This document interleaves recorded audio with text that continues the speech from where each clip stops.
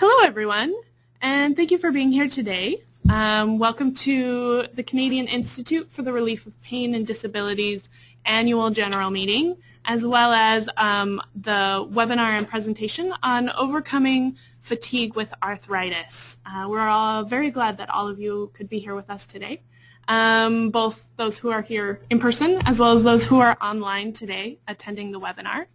My name is Tanya Hyde, and I'll be moderating the webinar today and getting things started for the annual general meeting.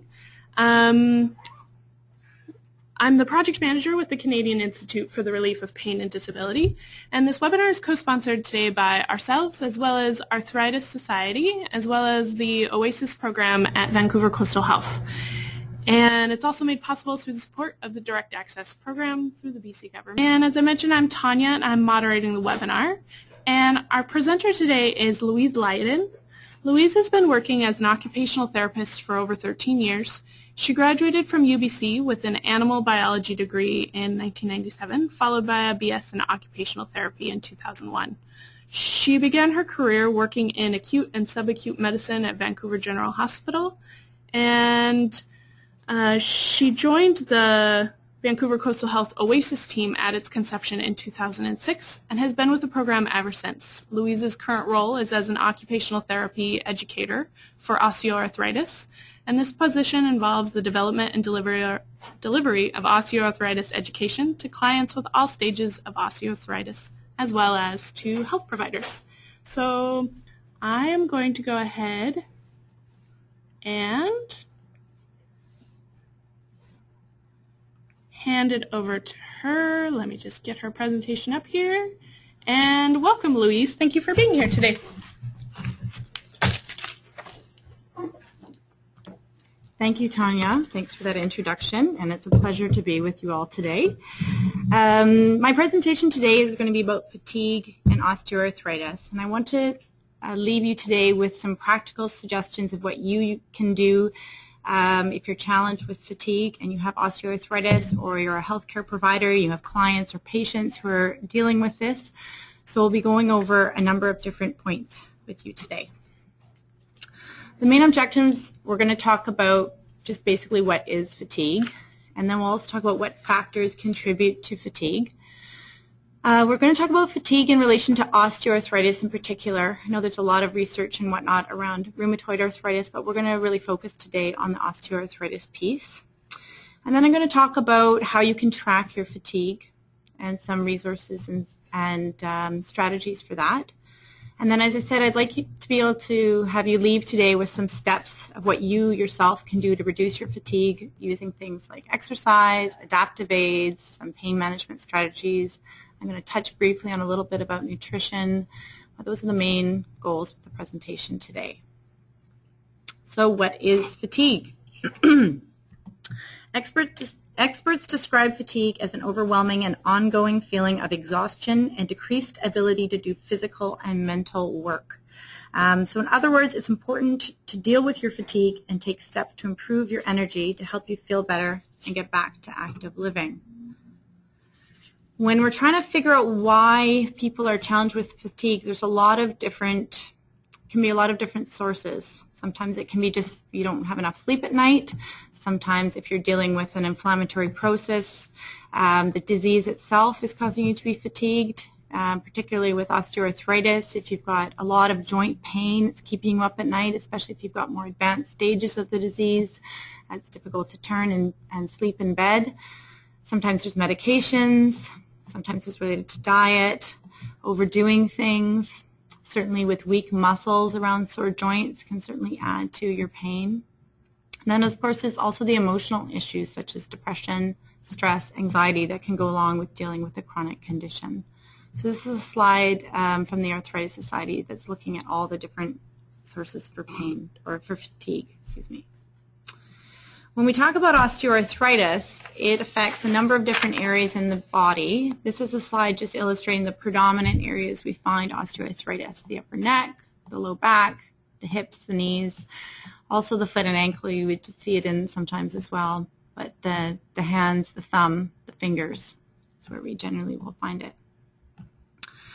Pulling up some research about fatigue and osteoarthritis. As I said, there's a lot of research out there on rheumatoid arthritis, but there isn't as much research out there about fatigue and osteoarthritis. But some of the studies I was able to find show that approximately 40% of people with OA or osteoarthritis report substantial fatigue. And then another study looked at adults with moderate OA participating in a focus group described their fatigue as debilitating and occasionally activity restricting. There was a third study that I found that was a qualitative study. It was 8 focus group. It involved 28 men, 18 women, average age of 72 years old. And these folks had symptomatic hip or knee osteoarthritis.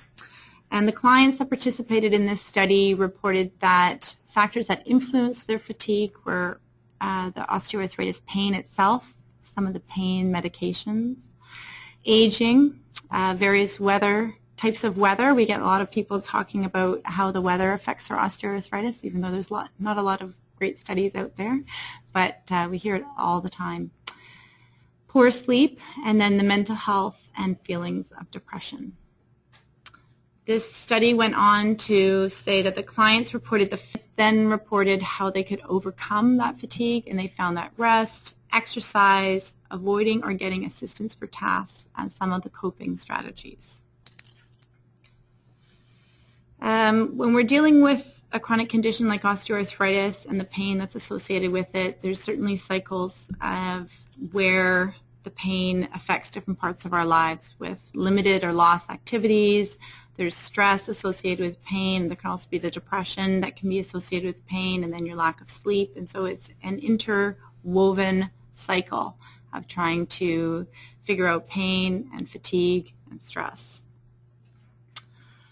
One of the simplest things you can do, at least to start to sort of isolate and understand how your fatigue is impacting you on a day-to-day life, is to keep track of things.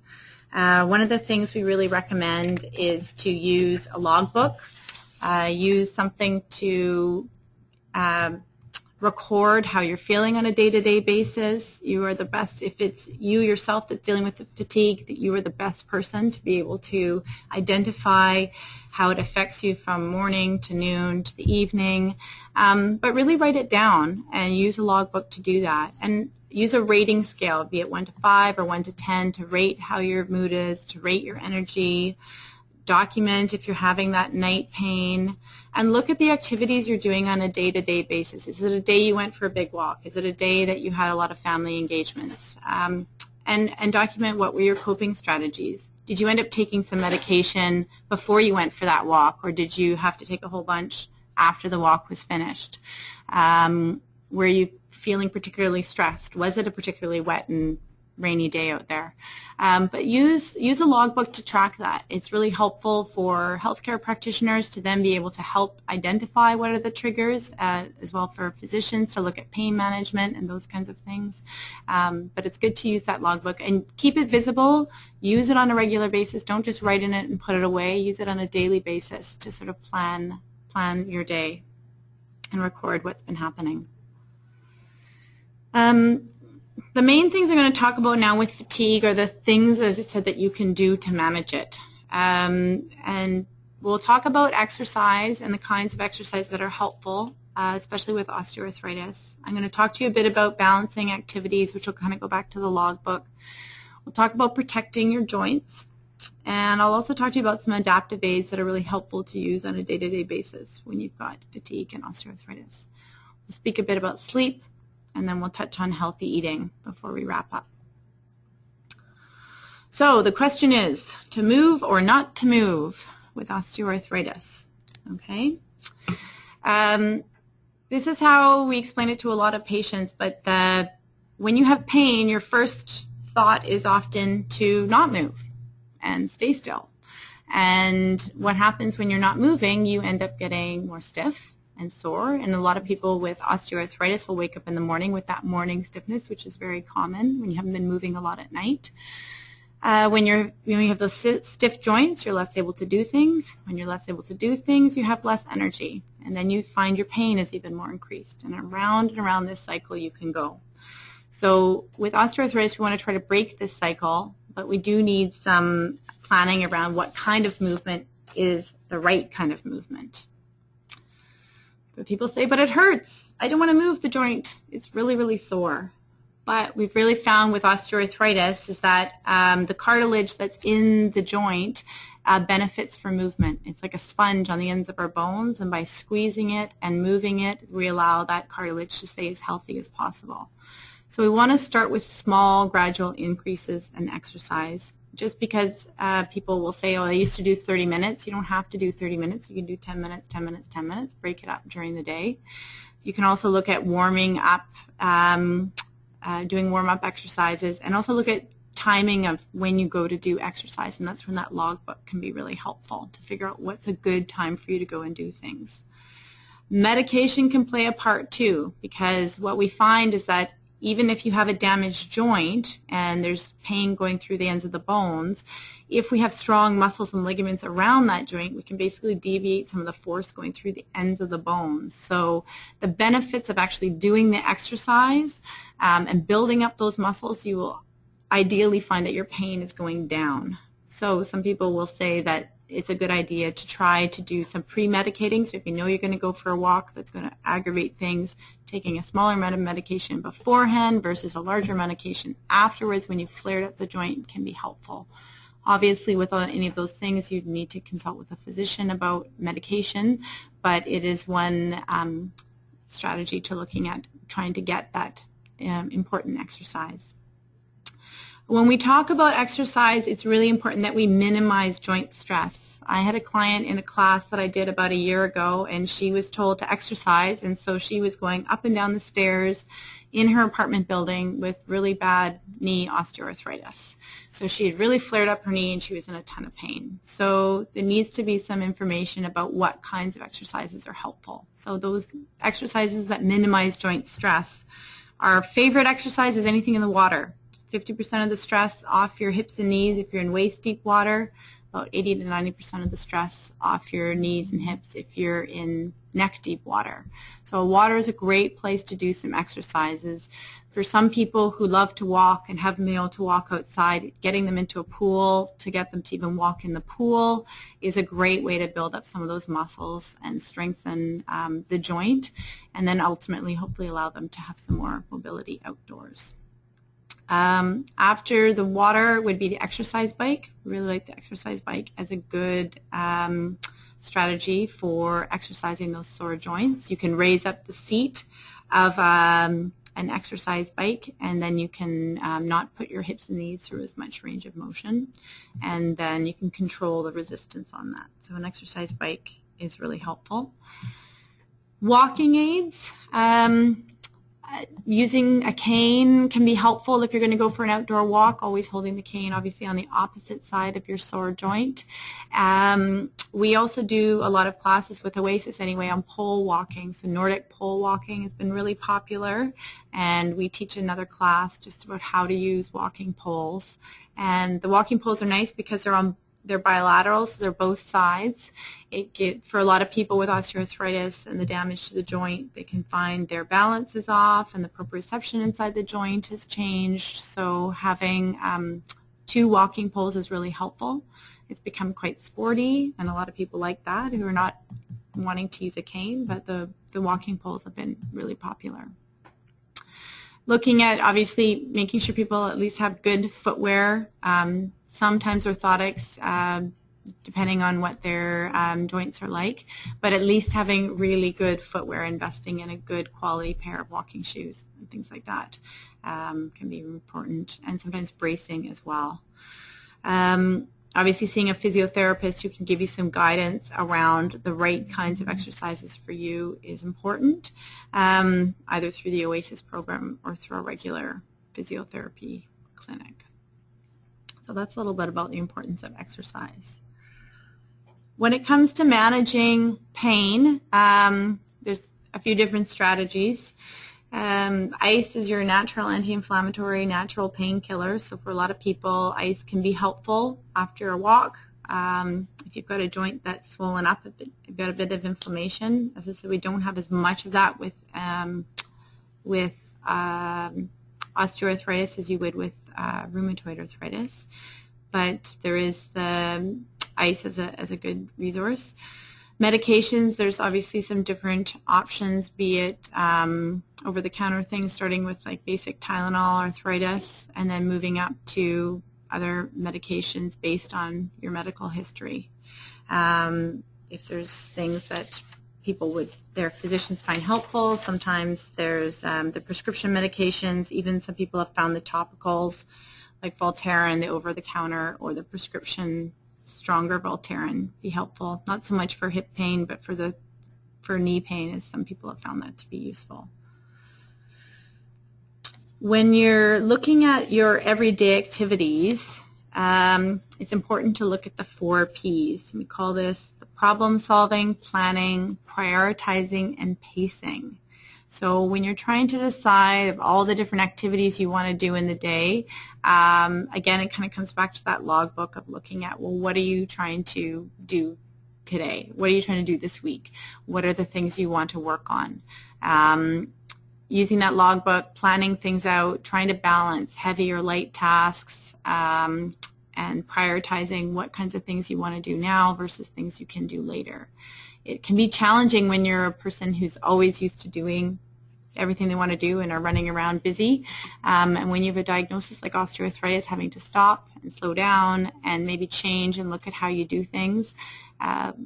But it'll be important for managing that fatigue so that you're not trying to do too much all at once, that you're trying to plan things out. So again, keeping a list, I suggest to clients oftentimes use Sunday night as an evening or whatever day of the week works for you, and plan out what you're going to do this week. For some people that's too much. You just want to do day by day. But you're your own CEO, I say to people, and it's a good idea to figure out the things that you want to do, the things you want to work on. We talk to a lot of people with osteoarthritis about setting some goals. So I'm just going to briefly talk about some strategies around setting goals, because when you're dealing with fatigue, it's extremely frustrating. So again, using that logbook and use it to your advantage to plan out short and long-term goals. As I said, short-term goals, we think things you're going to do today, things you're going to do this week. And I tell people, try to have long-term goals, something that gets you excited. Maybe you're going on a trip. Maybe you're spending more time with family or friends. Something that's motivating. And we tell people that you should write SMART goals, and these are goals that are specific, measurable, action-based, realistic, and timely. When I was teaching this class in January, they were asking people when the average New Year's resolution was broken, and they said it was January 9th. So what sometimes happens is you set a goal a bit like this. So I'm going to start exercising more, or I'm going to eat better, or I'm going to get healthy. And the challenge with a goal like this is it can be, it's too vague. There's no timeline on it. When are you done? You could be 100 and you're still not completed this. So it can be very frustrating. So I would encourage you, when you're dealing with fatigue and osteoarthritis, to set more SMART goals. So for example, this month I'm going to walk around Douglas Park for 10 minutes 3 times a week to increase my exercise endurance. Very clear. You can measure it. You can tick it off. You can measure it on your watch. You can put it in your iPhone, any of those kinds of things. And it'll really encourage you to focus on those positive things as well. A little bit about now, just to talk about protecting your joints when you're doing everyday activities. With osteoarthritis, we certainly don't want to stress those joints, and I talked a little bit about it with the exercise piece, but when you're doing everyday activities, you definitely want to avoid awkward postures, use strategies you can to conserve your energy, reduce your fatigue, but you want to maintain your independence with daily activities. The picture on this slide demonstrates the force that happens when you're carrying different loads, particularly even on the low back. So when you're carrying things that are farther away from you versus things that are close to you. So if you have to carry things, always try to carry them close to you, carry them in a backpack. Try to avoid reaching out because it'll put a lot of force on your low back. But in the ideal scenario, what we really want to do is just get the force off you altogether. So we say in our program that for every extra pound you carry, it's 4 to 6 times the force through hips and knees. So whenever possible, getting force off you. Obviously, there's the body weight, so if you are carrying some extra weight, losing even small amounts of weight can have a big impact on your osteoarthritis pain. But even in the practical everyday things, the picture here illustrates carrying laundry down the stairs. I know in my house I'll put it in a garbage bag and I'll roll it down the stairs so I don't have to carry it. Or if you go to the grocery store and you're just getting milk and you always pick up the basket, just get the grocery cart so you can roll it. Just get the weight off you. Using things like roller carts, things like that is a good strategy. And I always remind people, be careful if you're doing a lot of pulling with it, with your arm. Ideally, whenever possible, you want to get in a push position. Your push position is your power position, so try to get it in front of you, and keeping your arms close to your body will make it easier to move things. The other thing to think about extra loads, even if you carry a purse and you have lots of things in your purse, go through and start pulling things out. So wherever possible, get the load off you so you're not adding extra force to your joints, or you're not adding to fatigue and being tired in the evenings. As an occupational therapist, there is lots and lots of adaptive aids that are out there. This is a sampling of some different images of long-handled reachers, long-handled sponge, long-handled shoehorn. That was an IKEA one, I believe. Gardening tools. I've found long-handled pooper scoopers at Home Depot for my dog. There's all sorts of adaptive aids out there. So wherever possible, again, protect your joints so you're not going to add to your fatigue. Use things to keep your arms closer to your body. Avoid awkward twisting and putting stress on the joints. I'm going to speak a little bit about sleeping and getting a good night's sleep. We do a sleep presentation now through Oasis, and this was one of the slides that my colleagues used, and they talk about Thomas Edison and how he apparently felt that people weren't productive because there wasn't enough light, and that was partly why he thought if we have artificial light that could go on 24 hours a day, we would be more productive. But in fact, having a good night's sleep is really important for a number of different reasons. Getting a good night's sleep allows tissues and mechanisms to be restored and repaired. Thinking, decision-making, and memory when we're awake are also important. Poor sleep is linked to other health issues. The blood is supplied to the muscles, energy is restored, and also for some of our immune functions. This is again from the sleep talk that my colleagues are doing, where they look at sleep and osteoarthritis. And when we have a poor night's sleep, we have decreased energy, decreased concentration, increased cortisol, and increased ghrelin. And ghrelin is one of the is the appetite hormone. When we have these, we have increased food intake. We might have poor food choices, and you're not moving around as much. Poor pain control, and then you have that extra weight that's adding to those sore joints. So again, it's a bit of a cycle.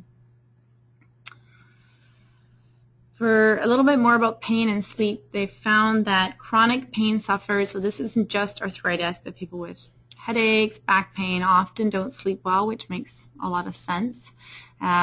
Pain and poor sleep lowers your mood, your energy, and disrupts daily ability to function. And my colleagues had these statistics for me. This was 53% of people with chronic back pain and 75% of people with arthritis have sleep problems. So it is not an uncommon challenge that people are dealing with. Some sleep tips to give you, some practical ones to give you. Having a good mattress. If you've been sleeping on the same mattress for 20 years, and it's worth considering getting something new. You spend a lot of time in your bed. Don't get something that's too firm or something that's too soft, but something comfortable for yourself. Down and feather pillows are usually better than the foam, and I often find with people who have neck pain or things like that, your feather pillows, you can move them a bit better and get in a more comfortable position. People find that sleeping in a cooler room is helpful for them to get a better night's sleep. Also, trying for having a bath before bed as the body cools afterwards, and then this promotes sleep. A little bit of sleep hygiene. Get the right amount of sleep for you. People do vary in how much sleep they need versus 6 to 8 hours, something like that. Trying to sleep through the night, using the bed for sleep, sex, and reading, and avoiding all those electronic devices, iPads, iPhones, those sorts of things. And the glare from the lights can be really, really stimulating to the brain, and so then it makes it even harder to get a good night's sleep. Trying to sleep on a regular schedule is really helpful. I know people who get up really, really early all week, and then on the weekends they sleep in, and then it kind of throws the whole cycle off. But trying to have a regular set schedule regardless of weekends, holidays, or vacations is a good strategy to have good sleep hygiene. You're going to read your book or whatnot and try to have a bit of a wind down, turn down the lights, put on some soothing music, even some simple things like that to help get you ready for bed. When you do get up in the morning, try to stay up. Try not to snooze, although if you do nap, try to do it in the afternoon and don't do it for more than an hour, because after that you're starting to get into a full sleep cycle, and it's then going to be even more difficult when you go to bed at night. And if you have pets, try to get them off the bed if you can. I know a lot of people have Fluffy and Fido on their beds, and they can be really disruptive in your sleep if they're moving and around. So trying to have a dog bed or a cat bed for them and try to get them off the bed will allow you to have a better sleep at night. I'm going to finish up a little bit here on healthy eating.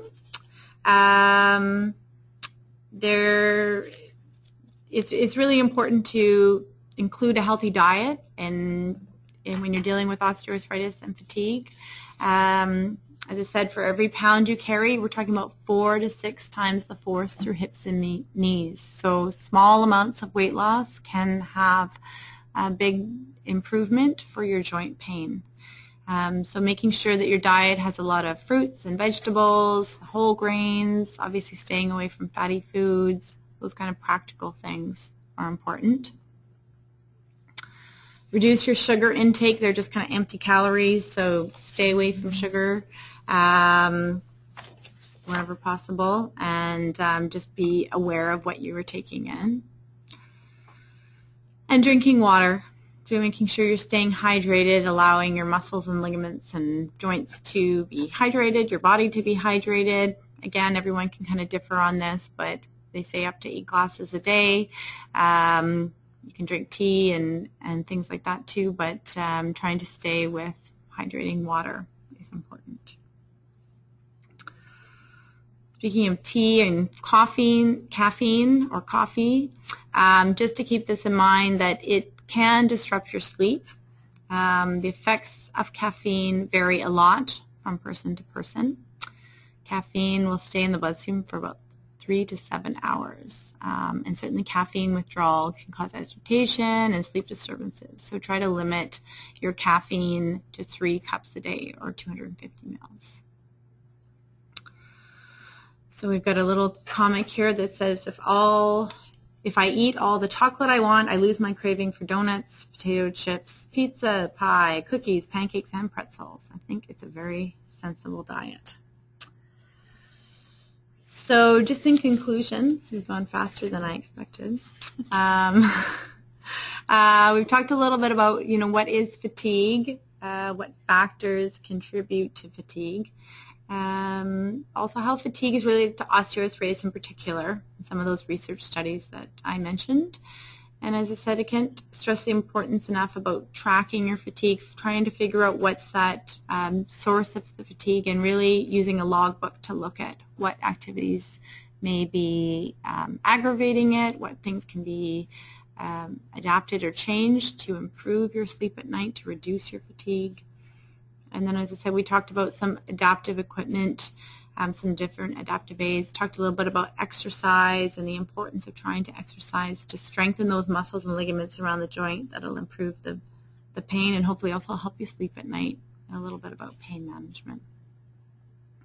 So we'll turn it over and open to questions if anyone has any questions.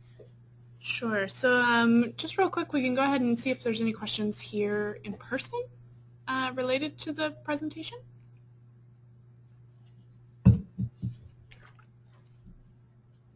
I was just wondering if you've had much experience also with people at work with OA, and whether you have any suggestions around work and OA and fatigue. Mm-hmm. It definitely comes up in a lot of the classes that we run. I run a regular class about understanding osteoarthritis. So we do speak to work. I mean, some of the main strategies are it depends on the kind of job they do to start with. I had a guy who was going for a hip replacement, and he was a tree topper up north. So, and then I've had people who do sort of office type work. Certainly looking at ways you can break up activities to avoid prolonged positions, to prolonged sitting or standing, and trying to change activities when possible. Staying hydrated at work. If certain people, I mean, if you're able to adapt your work, where I know in some workplaces you could either do some work from home and do some work in the office. If you have that ability to have that flexibility, those can be some strategies. But I do think getting up, taking regular rest breaks, moving around are ways to help sort of reduce the fatigue. And then speaking, I guess, as well to your employers about other options that might be available. Yeah. Right. Yeah, go ahead. Maybe could you repeat the question? I will. Yeah. Early on in your talk, you showed the areas affected by the body. They seem to be very specific areas. Mm-hmm. Any reason why is it so localized as opposed to? So I'll just repeat the question for people online. The question was about about why osteoarthritis is so specific in the locations of where the pain sources are. Okay. With osteoarthritis, we don't really know why people get it.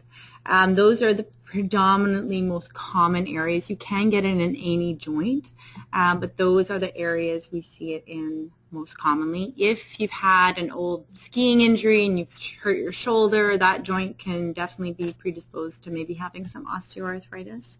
But you can get osteoarthritis in any area of the body, but those are the most common spots for it. The reason I'm asking this question, because in my own case, I feel it more in the shoulder Mm-hmm. than anywhere else in the picture. Yep. And as I said, that picture didn't show foot and ankle on it, and that is another spot where people have it in. So it can certainly be in other areas. Those are just the most common areas. All right, then I'll go to one of the questions online. One person was asking about whether all these tips and techniques that you've talked about can be applied to more broad conditions involved with chronic pain. Definitely. I would definitely think so. Things around doing things that aren't going to aggravate joints, things that are using good ergonomics and good positioning and things like that are good for all of us, whether we have osteoarthritis or any other condition. So definitely those strategies are helpful. Our bodies are amazingly designed where we can move our arms and we can use our backs and we can spend our life putting our body into positions. But over time, that kind of can put a lot of stress on the body. And before I was with Oasis, I did a lot of injury prevention and ergonomics, and all I saw was staff members with Vancouver Coastal and Cancer Agency where we were looking at trying to reduce injuries with how you're doing your everyday tasks. So those are all really practical things. Getting a good night's sleep for all of us is important. And also exercise with regards to doing things that aren't putting lots and lots of stress on our bodies. As I said, water is great, those kinds of things. So yeah, there are definitely tips you could use for a lot of different conditions. And someone was asking about more general pain relievers like Tylenol, Advil, whether you recommend people's use of those. Yeah. With osteoarthritis, the most common first line of defense is sort of Tylenol arthritis, which is basically a slow release arthritis medication. Then people look at sort of the anti-inflammatories, but obviously the concern with long-term anti-inflammatory use is how it affects your tummy and things like that. So people will look at Aleve and ibuprofen, those kinds of things. We always recommend people follow up with their physician about any other medical issues with regards to medication, because it can obviously vary between each individual about what they're already taking. There are things like Celebrex, that's that anti-inflammatory that also has that stomach protector that some people have found effective. We have found those topicals effective more for people with, as I said, mentioned with the knee, but also with hand osteoarthritis. People found the topical creams were really nice because it gave you that anti-inflammatory piece, but it doesn't go through your stomach lining, so it protects it a bit more. It'll still go through the bloodstream, but to a lesser effect than some of the anti-inflammatories. So we always encourage people to, follow up with their physician about any of the other pre-existing medical conditions with regards to medications. But starting at the beginning, basically with Tylenol arthritis. And the other education piece we give with the medication is, as I said, tracking it of what you're taking. And what we always tell people as well is that for a lot of people, they don't want to take medication, so then they wait until it's really, really bad, and then they oftentimes will have to take a higher dose of medication than if they had taken a little bit beforehand. So sometimes it's a little bit of education about timing medication, of finding a good time of the day when, if you're going to go do an exercise, it can be helpful. And as I said, I've seen people in our clinic who have really damaged joints, but if they're able to get out and do some of that exercise and build some of those muscles around the joints, they actually find their pain is really improved. And so we'd encourage them to look at exercise as well for strengthening, that it goes hand in hand with the pain medication in some cases. Very good. Someone else is asking if there's research into muscles in a guarding response affecting joint pain through pressure on ligaments and joints versus osteoarthritis. So like if osteoarthritis can be misdiagnosed as, they phrase it as muscles over a joint in a guarding response. I'm not sure on that one. I'll have to look into that. I apologize. I'm not aware of that one. All right, and someone was asking, what do you think, or have you heard of people who wear gloves at night to help with pain in their hands? Well, sometimes not so much at night. We have a pair of gloves that people really like. They're called NIAC gloves, or not NIAC gloves. Sorry, they're the IMAC gloves. I apologize. IMAC glove. IMAK. They're quite inexpensive, and people with hand osteoarthritis really like them. It depending on, I don't know if you want to wear them for the whole evening. I always worry about people putting them on for the whole night if you have any skin issues or anything like that, but I would try them at least in the day. People find it's almost like a nice hug for your hand, and they're an over-the-counter thing, and especially people coming into the winter who find the temperatures bother them, people really like those IMAC gloves, and they found them really, really helpful. So, all right. And there's also a question about whether fatigue will ever go away once your body has become more conditioned, you've been exercising, doing these things, or is this more something that they'll have to manage over the long term?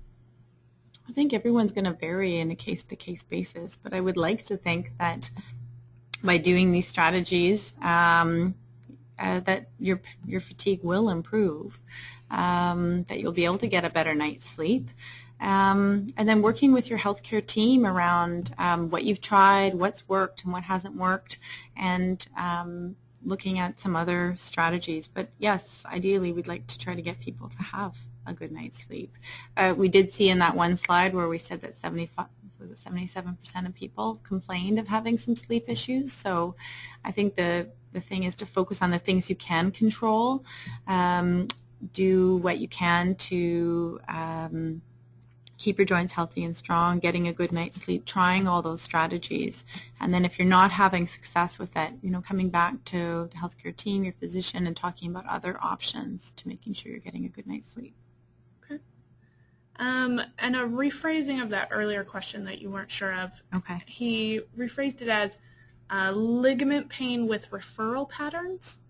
Does that strike anything else? Yeah, no, I'm going to have to do a little bit of research on that one to get back to you. Okay. I don't have any information about that off the top of my head. Okay, not a problem.